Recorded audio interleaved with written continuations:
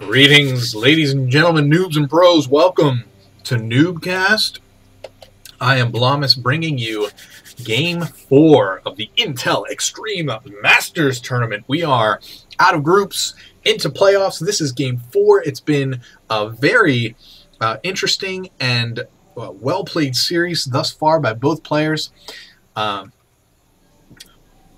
want to say too much about the other games, and in case for some reason you're watching Game 4 without having watched the first 3 games, please do not miss. At least watch Game 3.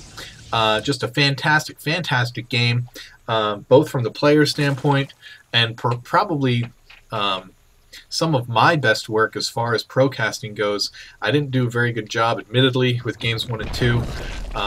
Not used to casting this early in the day. Just wanted to get these replays out as fast as I could. I've got some, well, you don't care about that. We are watching some StarCraft 2.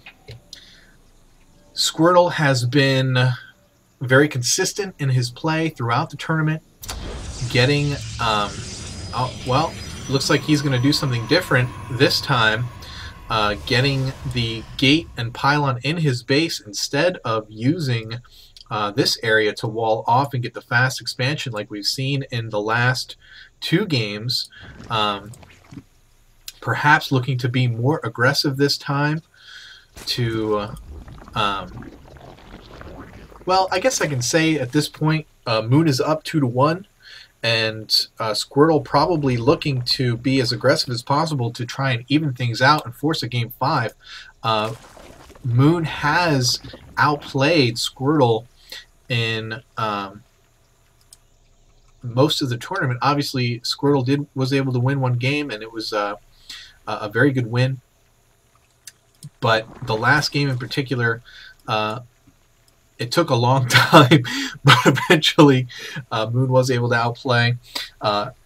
Again, sorry if that's a spoiler, but you should be watching Game 3 before you watch Game 4. So yes, we are seeing early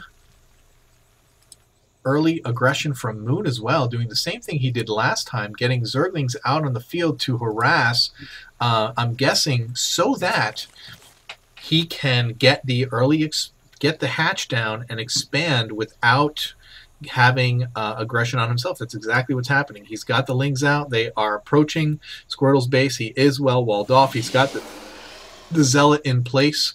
Moon probably surprised to see this wall off at the ramp, considering that in each of the previous games Squirtle has Forge Fast expanded and done the like a 3-gate expand kind of deal, or, well, that's 2 different things, scratch that.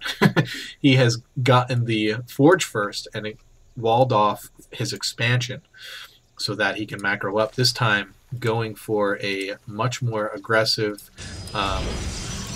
appears to be a 4-gate. Yep, he is going to go 4 gates and look for that very early push, trying to end this game fast so that he can force a Game 5. Moon does have speed, about to finish Zergling speed. Is he going to drop a Roach Warren to attempt to hold off the 4-gate that's coming, or is he going to try and do it with Lings, or is he just not going to try? He continues to drone up. This Overlord not moving in, not trying to scout what might be in the back of the base, so he's not going to see the 4-gate coming. He's not been able to see anything to this point. So but more Lings coming in, going to try and take another peek, not seeing the expansion, going to look up the ramp and still see nothing. The same amount of gates he saw last time. And now Squirtle is going to move out with several sentries, Zealot, and now block off his own base with the pylon, able to warp units out here now.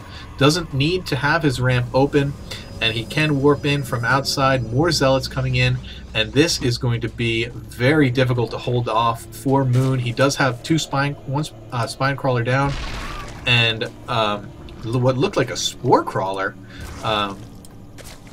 Perhaps thinking about that early Void Ray aggression he saw in other games.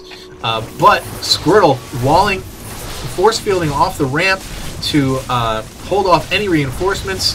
Zergling's doing a good job of going after those sentries, but yeah, this is there's enough sentries here to hold off these reinforcements indefinitely, and Squirtle is going to take down Moon's queens. More zealots coming in, more force fields going down, and it looks as though Squirtle is going to at least take down this expansion. What more lings being made by Moon in the main, but if they're not, and actually they're all being made down, half of them are being made down here, and they're just sitting up here unable to engage at all.